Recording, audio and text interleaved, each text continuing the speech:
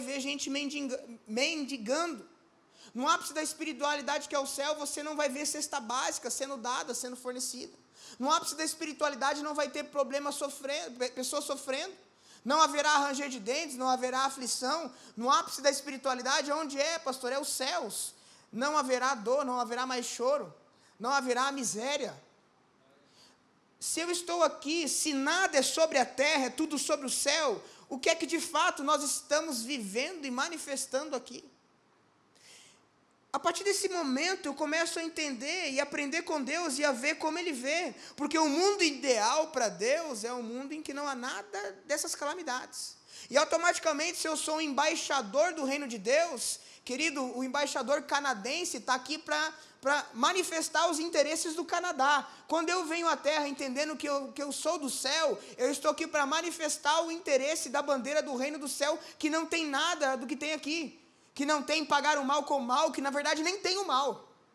Então, eu começo a enxergar de outro patamar, e a gente acaba aqui por um conceito humano. É por isso que a Bíblia diz que nós temos que vir a um culto como esse, que se chama culto racional, e nesse culto o objetivo, querido, não é só sentir um arrepio, não é só cantar louvores. Esse culto, o objetivo é você renovar a tua mente. Por isso que o termo arrependimento vem de metanoia, que significa mudança de mentalidade. Quando você vem num culto e não muda a tua mente, querido, não valeu a pena. Não vale a pena. Quando você vem aqui, você não muda a tua forma de pensar. Quando você tem um encontro com Deus e algumas coisas que antes eram certas não passam a ser erradas, e outras coisas erradas não passam a ser certas, ou muito mais do que isso, você descobre algumas coisas que você não sabia que existia. Não está gerando arrependimento, não está tendo mudança de mentalidade. Agora, Satanás tem entrado em nosso meio e provocado alguns enganos. Ele diz que arrependimento, na verdade, é um mero sofrer. Você não está arrependido o suficiente porque você não está chorando, você não está com remorso, você não está aflita. Arrependimento não tem a ver com aflição, não tem a ver com dor meramente, querido. Arrependimento tem a ver com mudança de mentalidade. Nem sempre se arrepender significa que você errou. Acredita? A Bíblia diz que Deus se arrependeu do mal que fez. Quer dizer que ele errou? Não. Ele mudou de ideia. Ele falou, vou fazer de uma forma diferente. Vou mudar, e não tem problema com isso. Veja, querido, você muitas vezes não vai ser julgado. É igual eu querer punir alguém de 30 anos da mesma forma que uma criança de 5. Aquela criança de 5 não é que ela está fazendo errado, é que ela tem uma mentalidade de 5 anos. Talvez você foi criado num contexto que você teve essa mentalidade. E aí, querido, a gente vive num engano em algumas coisas. A gente vive numa escassez, às vezes a gente vive numa mentalidade de miséria, de pobreza, em várias áreas, financeira, relacional, em tantas coisas, encarando aquilo como se fosse verdade. Como se Deus não quisesse que você prosperar, que você sofre um acidente, Deus está no controle, no propósito disso, e você vai emburrecendo. Em vez de ficar mais esperto, mais inteligente, você vai ficando mais, menos inteligente, se é que você me entende. Vamos dizer o contrário. É por isso que eu queria falar algo hoje que eu acho que tem escravizado muita gente. E quando você muda a maneira de olhar, você muda tudo ao teu redor. Percebe? Adão e Eva, eles andavam nus e não tinham problema. Um belo dia ele come da fruta e os olhos deles são abertos. Quando os olhos deles são abertos, você sabe que a terra começa a produzir espinhos e abrolhos. Ou seja, quando Adão e Eva mudam a perspectiva de ver a vida, a terra padece conforme a perspectiva caída deles. Deixa eu te dizer que as circunstâncias, a sua vida, a sua terra, o seu mundo, tudo que está acontecendo, tem sido respondido conforme o teu olhar para as coisas. Você é criador da tua realidade atual, e essa autoridade foi lhe dada por Deus. A forma com que você vê é a forma com que você cria circunstâncias. Você não é refém de nada que lhe bate a porta. É como, por que isso puxa na minha vida? Porque por que vem um monte de barata ali? Porque, querido, você está deixando alguns lixos que, quem sabe, você não esteja vendo. E talvez nem sentindo porque você se acostuma, mas elas estão vindo.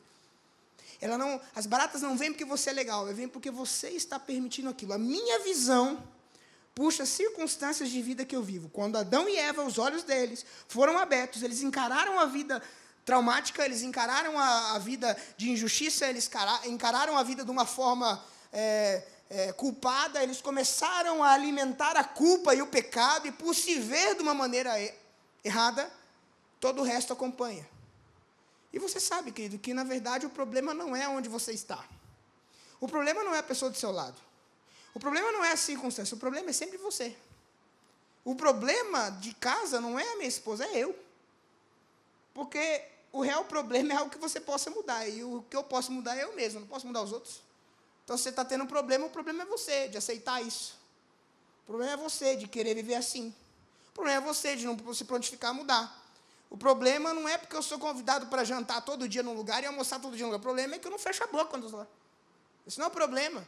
Só que a gente vive numa mentalidade em que é mais fácil e bonito se esconder das minhas faltas de opções, quando na verdade Deus me encheu delas. E me dá clareza quanto a isso. É por isso que uma coisa que nós temos sido enganados e que eu queria falar hoje sobre você, é de um quesito de uma mente necessitada e de uma mente generosa. Eu falava isso sábado com uma pessoa e depois domingo, e eu falei, cara, Deus quer falar isso aí. E uma coisa que nós temos que perceber é que desde o Éden, na configuração perfeita do homem e da mulher, a primeira coisa que Satanás planta no coração do homem e da mulher é uma necessidade. Fala comigo, Satanás quer plantar em mim uma necessidade. Amém. Olha só. A cobra vai conversar com Eva, o diabo conversa com Eva e fala assim, olha, já comeu essa fruta aí? Não, essa eu não posso comer, mas você precisa comer essa fruta, porque se você comer essa fruta, você vai ser igual a Deus. Só que Deus, quando cria Eva, já faz ela a sua imagem, a sua semelhança. Só que Satanás vem dizer para você que o que você tem não está bom, que o que você é não basta, que com o que você tem você não pode fazer nada, que o que você tem é insuficiente, que o que está na sua mão não tem como, que a maneira com que você vive não tem jeito, que na verdade você não é e nem tem a resposta. Esse é o argumento sempre de Satanás, que nunca está bom. Eu fiz uma reforma na minha casa, estou ali ainda na labuta, lutando com aquilo, e aí você chama uma pessoa, né? Vou até entregar o santo, meu sogro, foi lá, ele olhou, casa legal, tal, chegamos lá na varanda, lá, tal, escoramos ali na ferro lá, e conversando, ele falou, Lucas, agora essa casa merece uma piscina, né? Eu falei, é verdade, merece. Só que você vê como é que é a mentalidade? A casa está legal, está linda, maravilhosa. Estou fazendo tudo que eu posso. Só que falta. Se você, querido, isso é normal. Às vezes, eu lembro que eu fui num hotel, um negócio estava legal, o ventinho, a brisa, show de bola. Aí eu falava, amor, agora só uma coquinha aqui ia matar a pau, né? Sempre falta alguma coisa. Parou para analisar? É da gente. Sempre é uma mentalidade necessária. Sempre falta. Você pode estar no melhor estado, mas sempre falta. Está ali bonito, mas sempre falta. Coloca um carro novo lá. Aí já no 6º mês, mas coisa séria isso aqui, esse problema aqui não vai, o carro não anda. E você já acha uma necessidade. Então, a necessidade é plantada pelo próprio Satanás. E a gente tem que encarar a vida de outra forma. Eu não estou falando para você ser cego diante dos problemas. Não. Deus viu que estavam nus e viam que eles vinham daquela forma, foi lá e resolveu o problema. Agora, nós temos que ter uma outra perspectiva da vida, porque quando eu encaro apenas a necessidade, querido, eu abro meu olho só para a necessidade, eu abro meu olho só para a escassez. Tem gente que ajuda os outros só porque está passando fome. Você se comove com uma história triste e quer ajudar, mas quando é apresentado uma causa nobre, você, não, isso já tem muito. Deus não é assim, Deus ajuda quem tem muito, quem tem pouco. Eu tenho que aprender a ter a visão de Deus, não a visão dos homens. A visão do homem diz, esse não precisa. Deus assim, eu vou honrar esse cara, porque quem tem, lhe será dado. Quem não tem, até o que tem, lhe será tirado. Então, eu tenho que aprender a enxergar diferente. Tem gente que assim, eu não vou entrar nesse lugar porque é muito chique. Agora, se você está bem vestido, um lugar não vou dizer humilde, porque o significado de humilde não é pobre, é um lugar miserável, pobre. Você entra lá e se sente bem, porque você é superior na tua cabeça em relação àquele lugar. Estou falando de mentes humanas. Entenda quem quiser entender, quem não quiser entender, que não entenda. Então, veja que a gente tem alguns problemas que Deus não enxerga dessa forma, e eu tenho que aprender a ver da maneira de Deus. É por isso que o Provérbios 11:25, pode abrir na NVI, se tiver NVI, melhor, que é mais interessante o significado da NVI, é a nova versão internacional, enfim, New International Version, né? Estou aprendendo inglês, a teacher está aí, tem que falar bem certinho. Olha só, Repita comigo, tudo é semente. Tudo que é ligado na terra é ligado no céu. De Deus não se zomba. Aquilo que o homem plantar, ele vai colher. Você plantou, você vai colher. O plantio, como dizia um filósofo, né? Ele é opcional. Plantio é opcional. Colher, meu amigo, vai vir. Pode esperar que vem. O generoso prosperará. Quem prospera? Generoso. É o caridoso? É quem? O generoso, tá bom. Quem dá alívio aos outros vai receber o quê? Prosperidade ou alívio? Alívio. Querido, se você tem a mentalidade, não, eu vou ajudar porque ele precisa, amém. Quando você precisar, alguém vai te ajudar também. Está passando uma necessidade, eu vou socorrer. Amém. O dia que você passar a necessidade, você também vão te socorrer. O dia que você tiver angústia, você já está profetizando, se sua mentalidade é meramente essa, quando eu estiver angustiado, querido, você tem que ser maduro no que eu estou falando. Eu não estou dizendo que não devemos socorrer. Eu estou dizendo que tudo é semente. O dia que você precisar é a semente que você está plantando. Agora, o que eu estou dizendo é que Deus não atua na necessidade. Deus atua por um propósito, porque Deus não é caridoso. Deus é generoso. Deus, ele atua prosperando alguém que não tem condição, pobre, sim. De que forma? Sendo caridoso? Não. Honrando. Deus honra. Deus honra. É por isso que nós temos que virar essa chave dentro de nós, de apenas me desdobrar em causas de necessidades ou de pobreza ou de miséria. Eu tenho que saber o que Deus quer e me mover naquilo que Deus quer. Certa vez Deus quis construir um templo lá atrás e cada um trouxe conforme o que podia o máximo para aquilo. Não era um levante para ajudar os pobres, porque Deus estava linkado a um projeto de fazer algo. E você tem que descobrir o coração de Deus, o que Ele quer, e você se mover em prol daquilo. Gente, isso é tão interessante que eu vou dizer para você. Analisa comigo. Jesus, ele estava numa situação e faltou comida. E aí os apóstolos dele lá falaram o seguinte, Senhor, nós temos que alimentar essa multidão. Está todo mundo aí o dia inteiro te ouvindo e estou morrendo de fome. Ele falou assim, tá bom, o que a gente tem aí? Jesus pergunta, nós vamos comprar aonde comida para toda essa multidão? E aí o versículo dizendo, e Jesus disse isso para experimentá-los. E aí todo mundo fica naquela, não sei, é muito longe para comprar, não tem como comprar, como é que nós vamos comprar? Não tem carro, não tem como. E aí Jesus pega os 5 pães e 2 peixes, ele pergunta, o que nós temos aqui? Tem 5 pães e 2 peixes? Então esses 5 pães e 2 peixes colocados na minha mão, vai ser resposta para essa multidão. Deixa eu dizer, querido, o milagre já está na tua despensa, você sempre tem, nunca falta. O problema, querido, é a pessoa que tem a visão sempre de escassez, ela nunca tem a resposta para ela. Ela nunca tem a saída. Por isso, querido, você, depois que tem Deus, querido, você é a resposta, você não serve para ter dó dos outros, não é isso. Você é a resposta na vida da pessoa. Para dizer que ela tem um milagre na mão. Olha que incrível isso. Certa vez um profeta foi na casa de uma viúva. E aí ele chega na viúva e fala, ô mulher, eu quero comer. Profeta, leia-se representação de Deus. Quando um profeta ia na tua casa no Antigo Testamento, era Deus indo até a tua casa. Amém? Entenderam?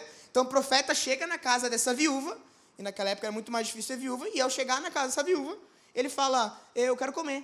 Aí ela fala, só que eu só tenho para fazer um pão para mim e para o meu filho. Olha o discurso dela, eu vou fazer esse pão, vou comer com ele e vou morrer. Necessidade, quer dizer, eu quero que você se imagine nisso. Imagina você indo numa casa de alguém, você chega lá e fala, viu, tem um pão aí para mim? E fala assim, querido, eu não posso te dar esse pão, porque se eu der esse pão, eu e meu filho vão morrer depois. Eu não vou ficar sem comer. O que você ia falar? Não, pelo amor de Deus, eu vou passar fome, segura. O que Deus falou para a mulher? Então é o seguinte, faz para mim primeiro esse pão. Que? Mas Deus não teve dó, coitadinha. Ela ia ficar sem comer, meu Deus, o filho ia morrer. Não, dá para mim primeiro. Aprende a saber que você não é um necessitado, que tem que só pedir, que você também pode dar alguma coisa. Porque se você aprender a dar alguma coisa, que do mesmo que você acha que não tem, querido, Deus vai fazer você ter. É por isso, querido, que no dia da minha angústia, querido, é o dia que eu mais dou. No dia que eu acho que eu estou na tribulação, querido, é o dia que eu mais aconselho. No dia que eu acho que eu menos posso abraçar alguém, é o dia que eu abraço. Sabe por quê, querido? Porque eu não me movo debaixo de necessidade. O meu discurso não é com base no que me falta. Querido, eu já fiz muita coisa não tendo dinheiro, mas eu nunca fiz algo e completei algo não tendo palavra de Deus. eu não sei como é que está a tua vida, mas eu vou dizer, a única coisa que você precisa é ter palavra de Deus. Tendo palavra de Deus, você anda sobre o mar. Tendo palavra de Deus, que você faz coisas incríveis. Tendo palavra de Deus, você pesca peixe e vem moeda na boca dele. Incrível que esse cara disse, Deus falou assim, dá para mim primeiro, aprende a dar. Aprende o que você tem para dar. Incrível também, querido, imaginar que esse próprio profeta, ele foi na casa de outra viúva. Eu pensei que eu... Não sei, me parece que é uma lição, pastor Hélio. Me parece que é uma lição. Me parece que eu tenho que degustar e tirar algo desse texto. Ele vai em outra viúva e a viúva fala para ele o seguinte, meus filhos foram levados como escravos porque estavam servindo o Senhor. Eu preciso pagar as contas para resgatar os meus filhos que foram levados como escravos. Uma viúva. Eu ia chorar com ela, meu irmão. Ia chorar com ela. Ia lamentar. Mas Deus responde diferente. Deus não fica chorando lá a lamúria, a necessidade. Não, ele fala o seguinte, o que você tem em casa? Deixa eu dizer uma coisa, querido. Olha para o teu vizinho do lado e fala, o teu milagre, normalmente, aliás, sempre, já está na tua mão. Olha de volta para cá. Presta atenção. Ele fala, o que você tem? Tem um restinho de azeite. Maravilha, pega lá. E vai se prontificar a fazer alguma coisa. Vai catar vasilha aí, que eu vou fazer um milagre. Querido, quando você se posiciona como alguém que tem, querido, vai ser dado. Há um princípio na Bíblia, na parábola dos talentos, que eu li semana passada. Quem tem, lhe será dado. Quem não tem, até o que tem, lhe será tirado. Peraí, pastor, quer dizer que quem não tem, até o que tem, lhe será tirado? Mas como é que eu vou tirar de quem não tem? É porque quem diz que não tem, sempre tem algo, só não está vendo. Querido, você sempre tem algo. Você foi feito para ser resposta. Você sempre tem algo para dar. Para de se ver numa situação de miserável, porque é isso aí. Pela minha boca, pela minha mente, eu serei condenado ou vou ser absolvido. Querido, há pessoas que provocam um milagre. Provocam. A Bíblia fala de uma mulher que ela foi generosa. O profeta passava, profeta é quem que eu falei desde o início? Deus, passava, e ela constrangia aquele profeta a comer pão na casa dela, sabe por quê? Assim, eu não posso ver Deus passar e não dar nada. Eu não posso saber que Deus está na minha vida e agir como alguém necessitado. Eu não posso dizer que Deus está na minha vida e não posso ser resposta na vida. É isso que ela está dizendo. Eu não posso dizer que eu acredito em Deus e não tenho nada para estender a mão na vida de alguém, ou fazer alguma coisa, ou para dizer que eu, de fato, na causa de Deus, eu estou ali envolvido. É o que era a resposta. E essa atitude dela constrangeu um profeta. E essa mulher começa a mostrar a generosidade dela e o porquê ela era próspera. Ela constrói uma casa para o profeta. Sabe o que é interessante? Que ela constrói aquela casa e Deus se vê constrangido e pergunta para ela, querida, o que você quer? Querido, quando você aprende o mistério da generosidade, você para de pedir, é Deus que pede o que tu quer. Muda a fita. Muda a fita, troca a fita. Senhor, me dá, não dá, não é dar, não recebe porque pede mal. Seja generoso, querido. Abraão não pedia, Abraão recebia.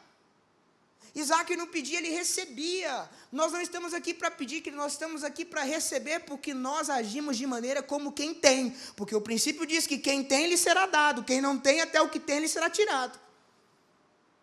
Então, no nome de Jesus, querido, chegou o dia de eu e você se portarmos como quem tem. Para de discurso vitimista. Querido, uma vez, Jesus estava num tanque de Betesda. Você vai lá em Israel comigo? Amém? Amém. Você vai lá nesse tanque. E Betesda significa lugar da misericórdia divina.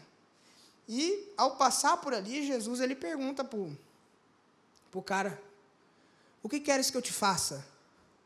O cara é tão vítima que ele não respondeu a resposta, né? Isso é bom, né? Não respondeu dizendo, eu quero ser curado. Sabe o que o cara falou? Então, eu estou aqui porque quando o anjo move as águas, eu não consigo pular. Eu estou aqui há tanto tempo, há 38 anos, tal. Querido, às vezes você está tão vítima, tão necessitado, que quando te faz uma pergunta, você não sabe nem responder. Quantas vezes no gabinete a pessoa está tão perturbada com a necessidade, você fala assim, cara, e como é que está o negócio aí? Como é que deu o faturamento aí? Então, pastor, veio a pandemia lá, desde 1940, pós-guerra, e aí depois veio a tribulação, terremoto na Índia e China, pegou também. Ele falou, querido, eu perguntei quanto o faturamento. A psicóloga está entendendo, né? A psicóloga está vendo, faz uma pergunta, pena que o pastor já dá para falar, volta para a pergunta, a psicóloga escuta, né? Agora, uma coisa, querido, você tem que prestar atenção e pegar. Tem gente que fica criando discurso porque está mergulhado na necessidade, e você vai dar o que você tem. Sabe uma outra pessoa que constrangeu a Cristo Jesus, e essa história, antes de eu ler essa história, olha que incrível isso aqui. Abre Juízes 6, versículo 11. Abre Juízes 6, versículo 11. A história desse cara que possivelmente você o conhece. Gideão. Olha só, presta atenção, fica ligado. Hoje Deus está te tirando da posição de necessitado e está mudando o padrão da tua vida de generosidade. Você não se move mais por escassez. Não é história triste que te comove, querido. Eu já caí em muita história triste que não era para eu ter honrado. Eu sou mordomo daquilo que Deus coloca na minha vida, e não é qualquer história triste que leva o meu coração e que leva a minha mente, que leva a minha vida financeira, e não deve levar a tua, se Deus está confiando em você. Amém? Esses dias tinha uma mulher aqui na frente, veio aqui na frente, na época da pandemia, é uma palavra forte, ainda estamos, né? Mas no grau elevado, que estava só online, até fiquei bravo com os músicos ali, mas já perdoei vocês. Aquele dia lá, a mulher veio com um filho deficiente do lado, aqui, pedir dinheiro, sem gás, sem nada, tal. Eu dei o dinheiro do gás, da cesta básica, para tudo lá, saiu. E nisso, o músico lá falou assim, pastor, ela utiliza esses caras aí, esse deficiente, esse portador de necessidades especiais, queira o termo, não me julguem pelo termo, que eu não sei, sou ignorante quanto a isso, eu não falei nada por resquício de maldade, mas ela pegou e levou o dinheiro da cesta básica, do gás, tudo mais comigo, e daí ele falou, pastor, ela faz isso toda noite para usar para pedra, essas coisas tudo aí. E eu falei, cara, mas você viu o dano, por que você não falou nada? Esse é o motivo que eu tive que perdoar ele, já perdoei. Né? Então, gente, não é qualquer história triste que tem que levar o dinheiro que Deus coloca na tua mão, não é a história triste que tem que levar as lágrimas e a saúde que Deus te dá, não é qualquer aflição por aí. Quer morrer pelo miserável, faz igual Cristo, tem que morrer. Tem que morrer. Tem que morrer. Você está aqui para transformar realidades, você está aqui para transformar vidas. Eu não estou dizendo que você não vai ajudar. Se tem uma igreja que ajuda, tem sido a nossa, isso eu garanto a você. Se tem um pastor que ajuda, tem sido eu, falo, né, de boca tranquila. Quem me acompanha minimamente vê isso. Quem me acompanha, quem não me acompanha não pode nem falar. Né? Quem não comer 1 quilo de sal comigo, não fale de mim, não fale nem do vizinho aí. Se não comer 1 quilo de sal, não fale. Se você não comer 1 quilo de sal com a pessoa, não fale, amém? Olha só, esse Gideão, olha que interessante. Então o anjo do Senhor veio e sentou-se sobre a grande árvore de Ofra, que pertence ao Abiezrita Joás. Gideão, filho de Joás, estava malhando trigo num tanque de prensar uvas, para escondê-lo dos midianitas. Então o anjo do Senhor apareceu a Gideão e lhe disse, o Senhor está com você. Olha Deus falando com você. Deus chega para nós e fala, o Senhor está com você, poderoso guerreiro. Espera aí, pastor, mas ele estava malhando trigo no lugar de prensar uva. Pastor, mas lugar de prensar uva não é para prensar uva? Não deveria ser para malhar o trigo? Por que ele está malhando o trigo no lugar de prensar uvas? Sabe por quê? Para o trigo não levantar o pó e os inimigos ver que há alguém trabalhando e tentando viver. Sabe por quê, querido? O teu coração revela quem você é, não o lugar que você está inserido hoje. Ele estava trabalhando, correndo risco de vida num lugar escondido. Sabe por quê? Porque nunca circunstância e lugar faz alguém. Mas sim o teu coração. Deus enxerga a essência. Você é poderoso guerreiro, só estava com o instrumento errado, tinha que pegar a espada. Muitas vezes é nós, gente. A gente está com o instrumento errado, cheio de potencial com o instrumento errado. Ah, Senhor, Gideão respondeu, se o Senhor está conosco, por que aconteceu tudo isso? Por que está acontecendo tudo isso? Onde estão as suas maravilhas que os nossos pais nos contam quando dizem, cadê o meu milagre? Eu estou precisando. Não foi o Senhor que nos tirou do Egito, eu sei que o Senhor faz milagre, faz em mim. Mas agora o Senhor nos abandonou, me sinto sozinho, estou triste, preciso do milagre, Pai. E nos entregou nas mãos de Midian, estou sofrendo. O Senhor se voltou para ele e disse, com a força que você não tem. Quê? Com a força que você... que ele tem? É dele a força? É minha? Não, é de quem? É dele, não é? A força de Deus sobre ele? Aonde que está aquilo que ele vai usar para que Deus use para fazer um milagre? É a força que ele ia buscar no riacho? É a força que ele ia catar de algum lugar? É a força, não, é a força dele. Vai com a força que você tem, querido. Tudo que Deus precisa para fazer um milagre na tua vida está dentro de você. Basta se enxergar. Então olha para a pessoa e fala assim, se enxerga. Olha aí. Com a força que você tem, vá libertar Israel das mãos de Midian. Para de ficar e eu preciso. Cara, a força está em você. Você sabe o que você tem que fazer. Eu já falei com você. Eu já confirmei o que eu tenho na tua vida. Para de olhar. Você acha que a tua circunstância gira em torno deste lagar. Eu sei que é difícil ter que estar usando esse instrumento. Eu sei que é difícil. Você antes fazia isso, agora está nessa situação tendo que fazer menos. Eu sei que é difícil ter acontecido o que aconteceu e você não tem mais aquelas pessoas ao seu lado. Você está fazendo o que você não queria estar fazendo, mas tudo bem, eu te vejo como um poderoso guerreiro. A força que você tem é tudo que você precisa. Não ache que porque você está numa situação menos, você é menos também. Não é eu que estou te enviando. Querido, esse cara fez uma proeza que se você conhece a história, você estaria babando aí agora. Tudo o que você precisa para um milagre, você já tem. Você não é um necessitado. Eu acho incrível isso. Quando a gente entende isso, a gente provoca alguns milagres. Lucas capítulo 7, abre aí. Olha a história desse homem. Lucas 7, versículo 1. Tendo terminado de dizer tudo isso ao povo, Jesus entrou em Cafarnaum. Cafarnaum você também verá em Israel. Chamavam da cidade de Jesus, que é a cidade que ele mais ficava. Amém? Ali estava o servo de um centurião, doente, e quase à morte, estava quase morrendo. A quem o Senhor gostava muito, estimava muito. Ele ouvia falar de Jesus e enviou-lhe alguns líderes religiosos dos judeus, pedindo que fosse curar o seu servo.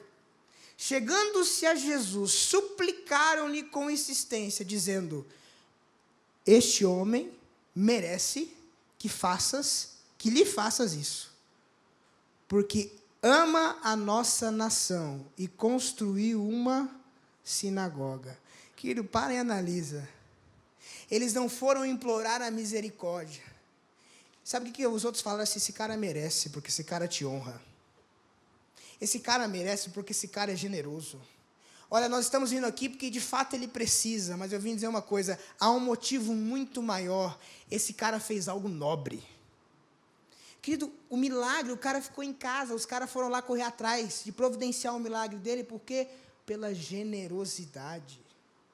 A generosidade. Ele fez alguma coisa. Querido, nós temos um Deus que não se move por necessidade, sabe por quê? Porque senão Jesus ia ter curado todo mundo. Só que ele não curou todo mundo. Ele cura um cara que é o cara que foi se lavar 7 vezes no tanque de Siloé. Querido, eu já fiz o caminho lá em Israel. Se você sai da onde esse cego estava e vai no tanque de Siloé, primeiro que para descer o tanque de Siloé, se você for, é uma escadaria íngreme que você enxergando já é difícil. Jesus falou assim, ó, você vem aqui, vai lá e se lava 7 vezes lá no tanque de Siloé. Não podia ser no rio ali do lado, no tanque, não, é lá no Siloé.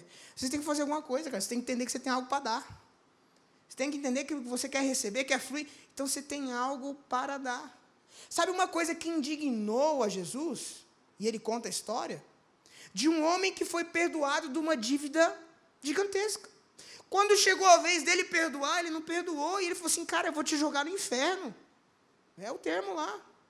Você foi perdoado de uma dívida absurda, você não é capaz de perdoar isso aí. Você quer matar o cara. Você quer olhar torto para ele. Querido, Deus sempre se indigna com a nossa incapacidade de dar, porque Ele é generoso, Ele dá o que você nunca vai merecer. Nunca vai merecer o que Deus está te dando. Querido, nós temos que aprender a ser generosos. A parar, não, eu vou ajudar porque esse cara está morto. Não, você vai ajudar porque você vai honrar a vida dele, porque ele é bênção na tua vida. Você vai honrar porque esse cara, olha o que ele tem feito, você vai honrar a vida dele. Que do meu critério para abençoar, ofertar a vida de alguém, não é se ela está morrendo de fome, não. Não é o meu critério, porque esse não é o critério de Deus. Senão todo faminto estava com panela e comida em cima da mesa. Não é esse o critério de Deus. Ah, mas não é. Não é. Gente, você... Por que... Vamos lá. Breve aqui. Você vê gente dos Estados Unidos indo para Cuba? Não. Cuba, governo assistencialista. Eu cuido de vocês. O povo não prospera, tá? A mesma etapa há anos. China, você não abre igreja. Venezuela, você não abre igreja. Está vendo venezuelano vir para cá. Governo, não vou dizer que é comunista, vou mudar a forma. Vou dizer que é assistencialista. Tá certo? Ajuda. Mas não é generoso. Eu sou generoso quando eu falo a verdade. Às vezes não preciso dar nada, eu só preciso dar a verdade para a pessoa. Quanta vida de pessoas que eu não dei R$1, mas eu mudei a vida delas por causa de uma palavra, de um conselho, querido. Tenho vários, estou olhando aqui para a cara de uns. Não levantou a mão ali, né? Um conselho, uma verdade bendita. Porque, querido, eu não posso ser conivente com a miséria, com a necessidade, porque o céu não é assim. Se eu alimento uma geração miserável, eu não sou embaixador do céu, do reino de Deus. Paulo mesmo, falava esses dias até com um rapaz que oferta nas missões, Paulo não foi pesado para ninguém. Chegava num lugar, era missionário, trabalha, filho, não pede nada para ninguém não, se alguém quiser te ajuda, não solicita nada de ninguém. Nada. Nós não somos a geração, Deus não tem problema com o recurso, Ele tem. A Bíblia diz que, sabe quem que é o dono do ouro e da prata? Não são as nações. A Bíblia diz que o dono do ouro e da prata é Deus. Querido, mostre-se confiável e viva por generosidade. E não escassez, e não miséria, e muda a tua maneira de viver. Sabe, eu contei semana passada a parábola dos talentos para vocês. O único que só tinha desculpas é quem não multiplicou.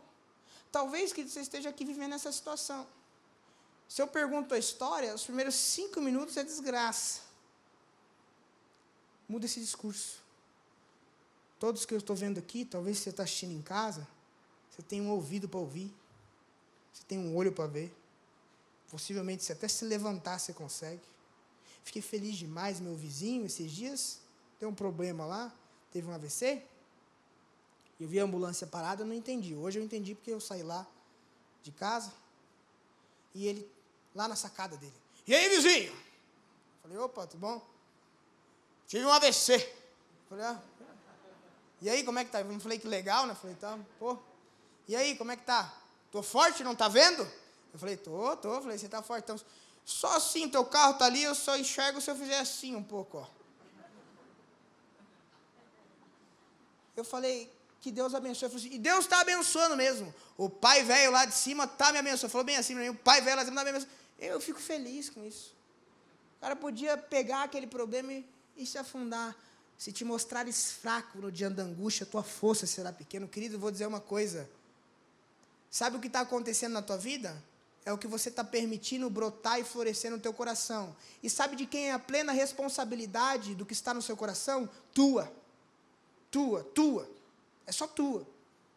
Porque a Bíblia diz que acima de todas as coisas que se deve guardar, guarda o teu coração. Eu não posso guardar o teu coração por você, você não guarda o meu coração por mim. Então uma coisa eu tenho para te dizer.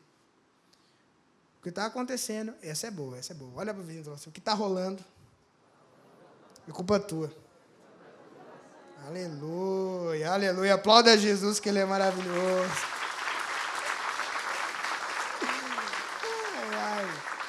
Pegaram, gente, generosidade? Se você semear generosidade, você colhe Meu Deus, vamos lá. Se você semear a generosidade, você colhe. Aleluia. Ou seja, mais do que você imagina. Você vai lá e abençoa alguém que a vida está indo muito bem. Qual é o recado que você está dando para aquela pessoa? Pode ficar melhor. Você vai lá e semeia alívio. Você colhe alívio. Você vive semeando socorro, você está dizendo, Senhor, o dia que eu passar, você já está profetizando, o dia que eu passar por um socorro, pastor, quer dizer então que eu não posso ir lá ajudar alguém que está passando necessidade? Sim, mas seja generoso. Ajude, mas explica por que ela está passando. Verifica. Não dá, porque senão a gente vira assistencialista e isso não vai girar em nada. Daqui a pouco, que nós temos a Associação Beneficente na Igreja. A luta que eu tenho com o pessoal lá, que a gente tenta inculcar, é que nós não temos obrigação de ajudá-los. E que eles têm que desenvolver algo para todo mês não precisar daquilo. Você não precisa, porque que ele todo mês precisaria? E é uma luta. Porque se eu não ensino, passa um mês que eu não dou, que eu acho que tem que dar para outro, ele chega e fala, cadê a minha cesta? É assim mesmo. Eu falo, o que quer comigo, mano? Minha cesta? Gente, só que às vezes a gente está assim na vida emocional em tantas outras áreas. Pedinte.